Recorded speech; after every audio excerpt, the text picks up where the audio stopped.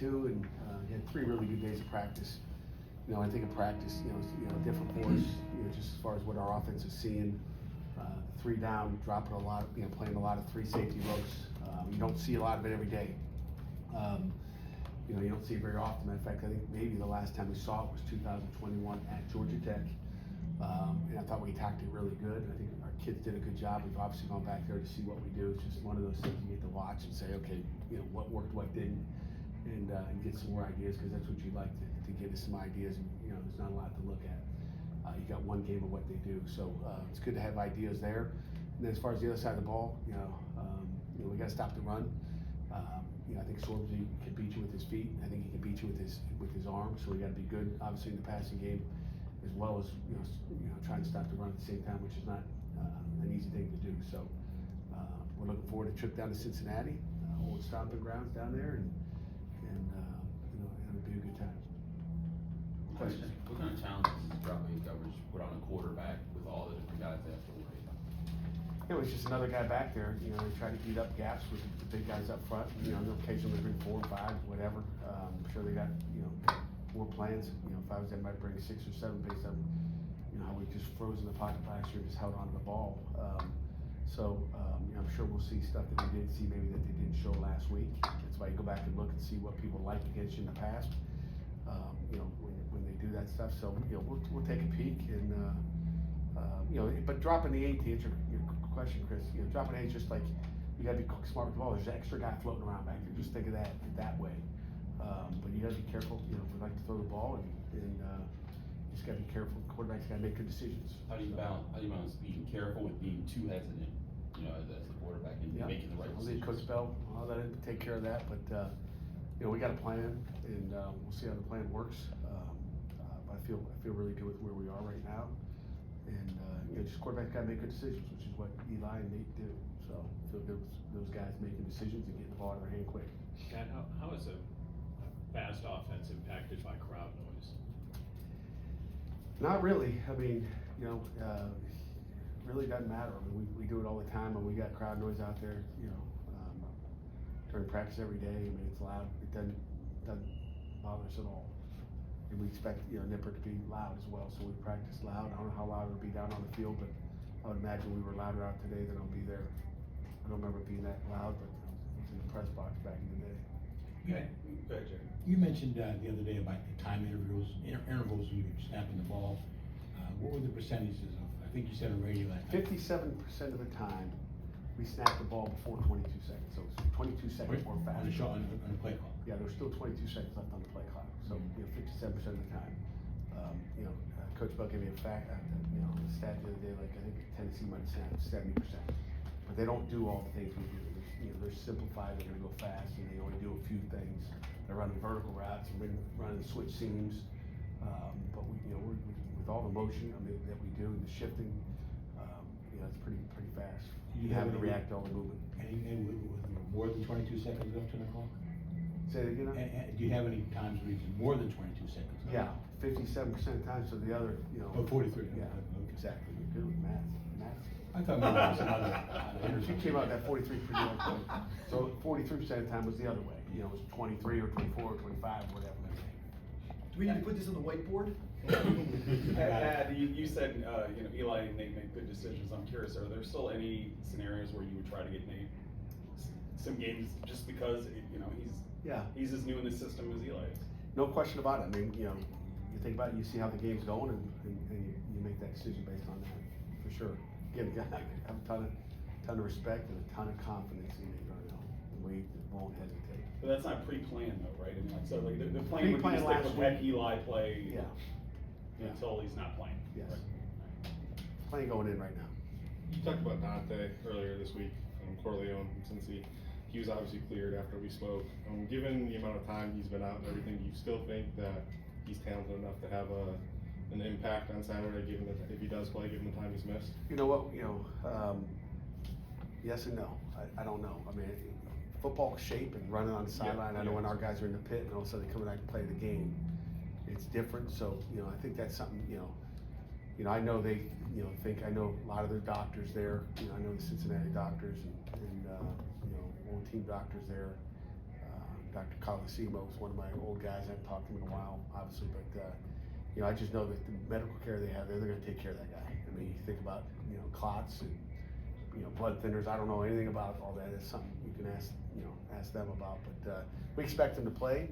How effective he's going to be, I mean, he's a player. I mean, if he goes in there for 3 plays, he's in there for 3 plays and comes out and needs a break. I don't know, but he, you know, it's hard to get in football shape in a week. I can tell you that. You know, you see that anywhere. I mean, it's hard to, if you haven't done 11 on 11 and gone, and, you know. So, you know, I'm sure they'll protect him. You mentioned at the beginning of the week, Kevin, talking with the coaching staff about Dez and his usage and doing special teams and offense. Do you expect him to do everything that he did in week 1 and week 2? Yes, sir. No doubt about it. He'll be. This is a guy. He can go. He's got a motor, and he'll be ready to go.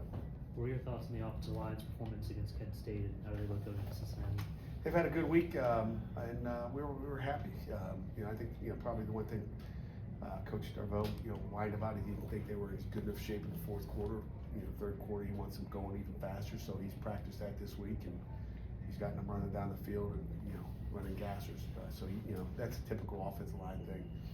He wants them to be the 1st quarter and look like the 3rd quarter, 4th quarter. How important is this game in terms of confidence, especially for the offense, knowing that it could be successful against a Power 4 team? Yeah, it will be successful against Power 4 team. I don't have any questions, but it's important you got to execute, right? As we say, you know, you just don't go out there and think that you're just gonna, you know, hey, we're good, we'll be okay. No, you got to work at it. I like the way our guys worked this week. It's not like they weren't locked in and thinking, oh, we're good already. You know, I think they've got talent. You got to go out and make plays. You know, you got to catch the ball, you got to deliver the ball, you got to run the football, you got to block.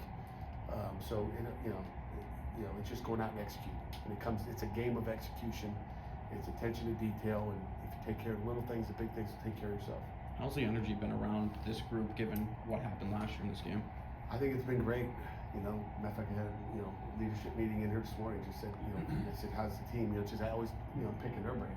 You know, I'm telling them as much as they're telling me, but you know, they're like, oh yeah, they're shaking their heads like, you know, it's just different. I don't know why. You know, I don't know. I mean, it's beyond me. But they didn't know last year, so our guys know the difference between this year and last year. What does Cincinnati do with their run game to make it difficult to stop them? You know, last year they really got after you guys. That's something they're trying to do again. I don't remember what the time possession was last year, but you know, I think Satterfield does a great job of, you know, motions, shifts. You know, they're going to get into 2-back sets, and they always find some little way of, you know, doing something you haven't seen. So the great thing is we got these iPads this year. So as soon as they do something, whether it's the motion or, you know, you see something with, you know, the tight end alignment, you can at least adjust it even more. And I think we're the best at adjusting stuff, regardless of the video. But now when the kids can actually see what we're talking about, we hope they're listening and understanding what we're talking about. But the iPads will help you a lot when you see some of the stuff that they're seeing. But they do. I mean, I think they do a great job running, as good as anybody in the country. There's a reason they're the top 5 rush offense in the country last year. Is they do a good job schematically of you know, trying to put you in a bind, and you know, and again, we've got a three-year breakdown on them, so we've dissected everything from, you know, Louisville to Cincinnati with all the years we've played that offense, so it'll be interesting to see what's up his sleeve this year. But I like the iPad, you know, to be able to see stuff. Tim Nelson was talking to us, and he talked about how he was excited to see his guys out there with their improved stamina late in the games and the advantage that he thinks that you guys will have. How much of you guys, as the coaching staff, playing around like, okay, changing up maybe how you might use your rotations or call certain things because you're expecting a better, you know, more endurance team? Yeah, I mean, you know, you're always, those are all strategies of the game. You're looking at, you know, personnel in the field. What do they do well? What do they not do well? And what, you know, and we hope we try to keep them fresh. I think we got enough guys up front that we can keep that front four fresh. I don't think we asked you on Monday, but what went into PJ starting playing those first couple drives ahead of Donovan on Saturday? Just coach's decision. I mean, we sit in here just before you guys came in here today, just talking about how to play the players and who had the best week of practice and all those. So let's see what happens this week. The game has changed so much. Did you ever think you'd be a coach of a team that throws 48 times in a game? Yeah, I mean, I bet you is that how many times you threw last week? We thrown 48 times before. You know, it's changed a lot here in our years, but I'm sure Kenny threw 48 times. I mean, Well, that's Kenny, but yes, but yeah, you're right, maybe with a fresh, redshirt freshman quarterback, and, Right. you know, you do what you do what you do well, and take what they're giving you. So that's the name of the game. Are you comfortable putting the ball up in the air that many times? No question, no doubt, no doubt. I like that. I like to score points, and I like to move the sticks. If you're moving the sticks, you got a chance. You've been on both sides of this rivalry. With this being the last game for the foreseeable future between both teams, would you like to see this back in the schedule in the future? I would like to see it. I mean, I don't Riverside, River City rivalry. Are we still playing for that trophy? Is that trophy still out? That's Yeah, they retired it. That was an ugly trophy. Whoever made that up. I think on campus. Paul Klazak? Yes. I was going to say, you guys know Paul Klazak up on campus here. Paul was our assistant AD with Bob Golan was our AD, who's God bless Bob Golan. He was the best. Loved him as the athletic director. It's a rivalry game. I'd like to see it played again. I mean, it's not far away. It's close. It's a heck of a game, and there's something to it. I know it's You just. can't play everybody. I know it's just one game, but Eli Holstein had impressive numbers in addition to his regular numbers, but also throwing beyond the sticks. 12 of 17, 187 yards, all three of his touchdowns were beyond the sticks. What have you seen from him, or what have you that allows you guys, the coaches, staff, to say, hey, we can expand kind of our range of where we want to target versus intermediate to long to short pass? Yeah, I mean, Coach Bell, is going to figure that out, like what he does well. But we want to attack all parts of the field. I mean, if you're just throwing it underneath, you're going to struggle. If you're just throwing it deep all the time, you're going to struggle. You got to attack different parts of the field. You can't just throw to the right. You got to throw to the left. You can't throw to defensively, we dissect everything that wherever they're throwing the ball. Is it deep weak, deep strong, whatever it may be. I mean, and we want to be able to spread the ball out to different guys in different parts of the field, and we have faith in our quarterbacks to throw it wherever we design it to go. How does the technology help with planning stuff like that as well, with the iPads, as far as seeing like, hey, they're doing this, let's get this part of the field in? Yeah, it can help a lot. It can help a lot when you're going fast and people are stuck maybe playing some vanilla stuff, which I don't know if that'll happen or not. But a lot of teams versus a fast tempo are going to play one defense. That's the thing that we don't do. If someone's going fast against us, we're not going to let you dictate to us. We're going to come get you. We're going to blitz you. We're going to bring six, which I'd say 99% of the country will not do that because they're afraid someone will mess up. We practice it. Ours is simple enough to do it that way. Did you blitz more than you would typically like to, less than you would typically like to, or about average on Saturday? Last week? Yeah. It's a good question because you watch it. I think 41% of the time we brought six guys last week. That's almost half. I would say through the years I'm somewhere. We're somewhere. I was somewhere. Michigan State somewhere between 31 and 33%. Not on purpose. That just seemed to be where it ended up being. I mean, almost always in the 31, 33. So but it all depends on how the game's going. If we're getting hits, you're gonna bring it more. If you're not, maybe depends on how it's going. If you're 31 to 33 most of the time in your career, then all of a sudden you're 41. Does that put a little bit of doubt in the other team? Ed? I don't know. I mean, I'm sure they're working on the pressures this week for sure. So, but I think there's not a gigantic. If you get, 1 out of 3 plays is a pressure, they're working on it anyway. So what's another 10%? I don't know if it really matters. They got to prepare for it, and they see a lot. I mean, if they're playing against their defense, they're seeing a lot of drop 8. So that'll be something that they have to work a lot on. Does that reflect your confidence in the defensive line getting pressure? Like that percentage, you're up to almost 50%, like you said, rushing 6. Does that, like I said, does that reflect on what how the D-line is doing? No, that just reflects what we like to do. I mean, that's what we do. I mean, we're different than a lot of people. I think it's what makes us unique. We're going to come after you, and a lot of people can't do what we do. We're different. David, Randy likes to be aggressive. Yes. And do you have to rein him in?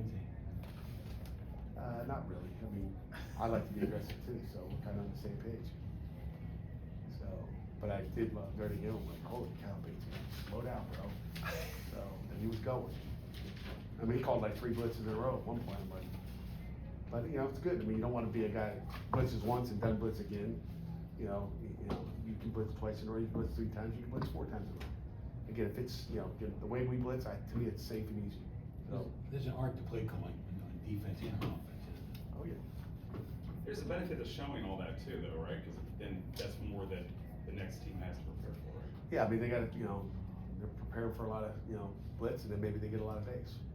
I think Sorsby does a good job versus pressure. I think, you know, I think coverage is good against him. Tight coverages are good, and try to make him put it in a tight window, which I think he's talented enough to do. We're gonna find out.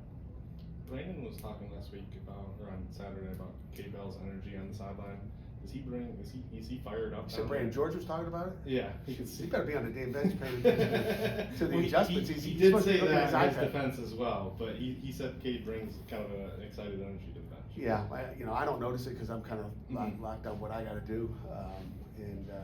But you know, I think he brings energy in practice every day. I think he brings energy. I think maybe Brandon's hearing from the offensive guys when they're out, you know, eating dinner at night. But I don't know what he's hearing. But he brings energy. I mean, energy is good. You know, you better have energy as coaches.